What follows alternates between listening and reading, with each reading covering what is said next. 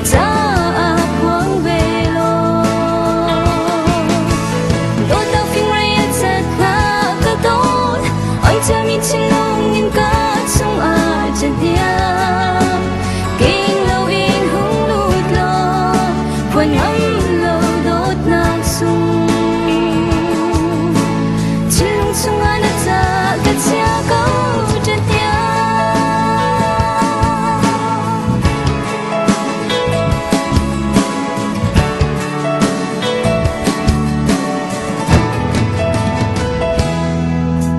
mi chợt cơn vụ lâu hằn cơn ngày tôn kha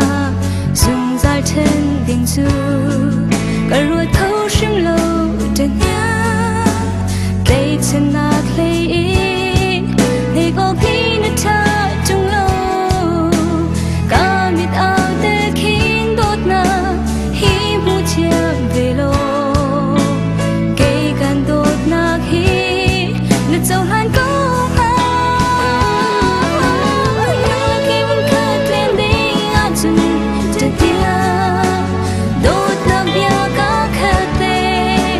cha quang về lo đôi tao phim ray chặt phá cái tốt anh cha mi chín long nhìn cả sông à chân tiang kinh lâu in hung lụt lo quanh ngắm lâu đốt nạc sung chỉ lung sung ai nát cha cái cha câu chân tiang thay riêng chân mu cây chu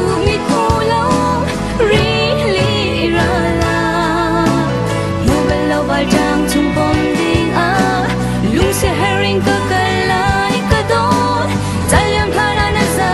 ka sa lo chatia